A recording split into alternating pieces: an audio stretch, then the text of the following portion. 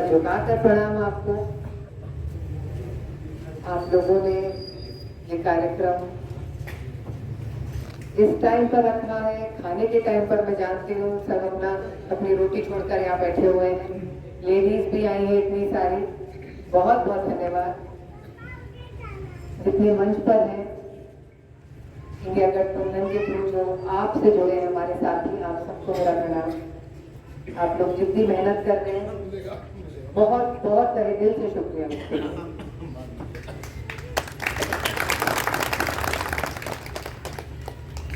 मेरे भाई यहाँ पर हैं, बहुत मेहनत कर रहे हैं, पर सबसे ज्यादा अगर हमें किसी की जरूरत है तो वो आप लोग। हम तो मेहनत कर रहे हैं, हर जगह पहुंचने की कोशिश कर रहे हैं, हर एक तक पहुंचने की कोशिश कर रहे हैं, मगर हमारी ये मेहनत सफल तभी होगी जब 25 मई को आप 2 नंबर का बटन हाथ के पंजे पर बटन दबाएंगे और राजबब्बर जी को विजयी बनाएंगे। मुझे अभी भाई साहब ने आकर कहा कि आप निश्चिंत रहिए, हमारी पूरी कॉलोनी का वोट राजबब्बर जी के लिए। मुझे बहुत अच्छा लगा सुनकर।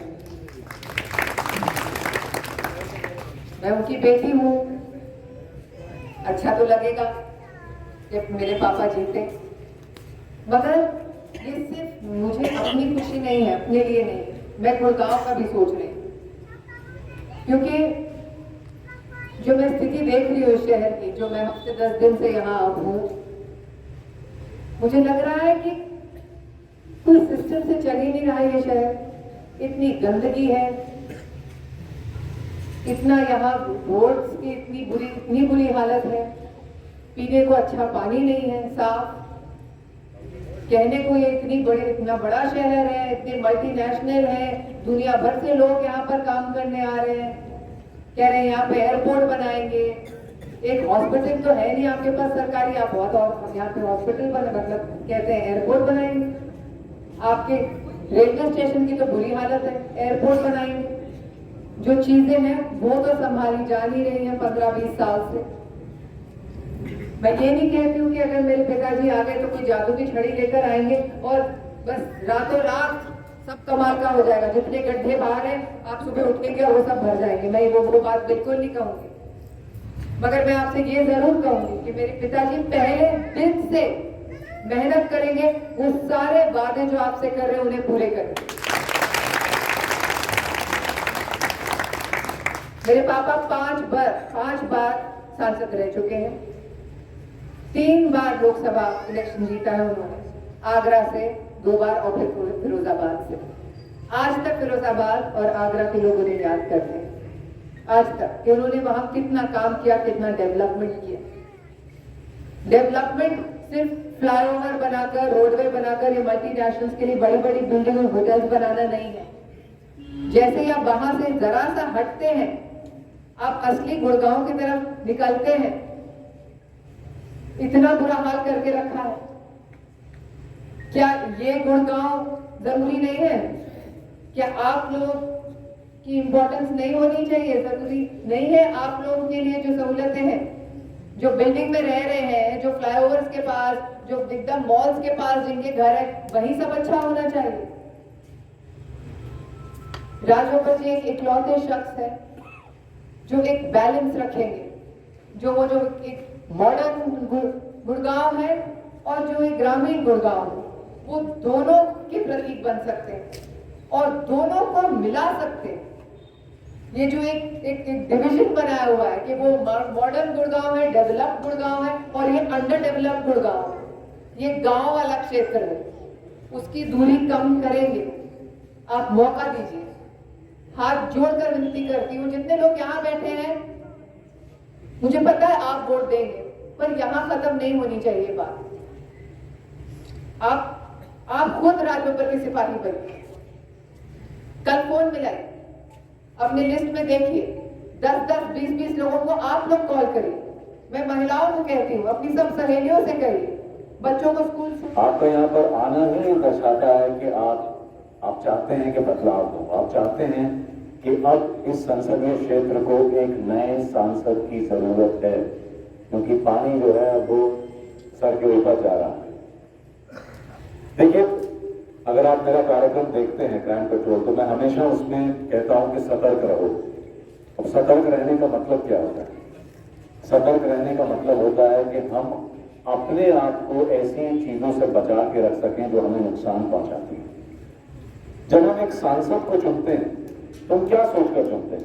हम एक सांसद को यह सोचकर चुनते हैं कि भाई ये इंसान जो है, जो हमारे यहां से जीत कर जा रहा है, वो हमारी समस्याओं को आगे तक ले जाएगा और इन समस्याओं को सुलझाने का काम करेगा। जैसा जोड़ी जी ने कहा कि बहुत बड़ा संसदीय क्षेत्र है, ये छोटा नहीं है। ये देश के गिने चुने एक तो ऐसे संसदीय क्षेत्र में से हैं जो बहुत बड़े, जिसमें 9 विधानसभाएं। तो क्यों ऐसा है कि ऐसा नहीं है कि जो आपका जो शहरी गुड़गांव है उसकी अपनी कोई समस्या नहीं है, उनकी अपनी समस्या है, लेकिन जो हमारा ये जिसको हम ग्रामीण कहते हैं, मैं कहता हूं उसे ग्रामीण नाम क्यों दिया गया है? क्यों अब तक उसका नाम ग्रामीण दिया गया है? क्यों वहां की जो रोजमर्रा की जरूरतें हैं, जो हमारी पानी की समस्या है या हमारी रोजमर्रा की सड़कों पे जहां से हम गुजरते हैं उसकी समस्या है, या फिर नौकरी की समस्या है उन इलाकों में, क्यों नहीं उनको उस तरीके से डेवलप किया गया कि यहां से लोगों को बाहर जाने की जरूरत ना पड़े? मैं राजगोपाल जी के लिए वोट अपील करने आया हूं, तो मैं चाहूंगा कि आप सब लोग, आज इंटरनेट का जमाना है, आप कुछ भी टाइप कीजिए फोन पे, लैपटॉप पे, कंप्यूटर पे, आपको हर इंसान की जानकारी मिल जाती है। मैं जानता हूं कि आप सबके पास फोन है और एक स्मार्टफोन है और उसमें इंटरनेट भी है। आप जाइए और जाके एक बार कोशिश कीजिए कि ये जानने की कि राजगोपाल साहब जिन जिन संसदीय क्षेत्र से वो रहे हैं सांसद, वहां पर उन्होंने क्या काम किया, तब आपको पता चलेगा। सिर्फ मेरे कहने पर मत जाइए, आपके हाथ में वो ताकत है कि आप ये जान सकें कि मेरा सांसद कौन है। भाई मैं इसको राजगोपाल को वोट देने जा रहा हूं तो इसने क्या क्या काम किए हैं। आप सब जानते हैं कि एक सांसद को सरकारी फंड्स मिलते हैं अपने क्षेत्र में उसका इस्तेमाल करने के लिए, डेवलपमेंट के लिए, वहां के सुधार के लिए, वहां की समस्याओं को सुलझाने के लिए।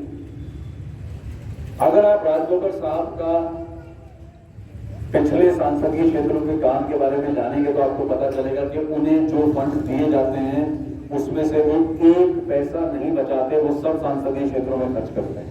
जबकि ऐसा होता है कि कई सांसद ऐसे हैं जिनके सांसद के फंड में पैसा रखा हुआ है, उनका 5 साल का टेन्योर खत्म हो जाता है और उस पैसे का इस्तेमाल नहीं हो पाता।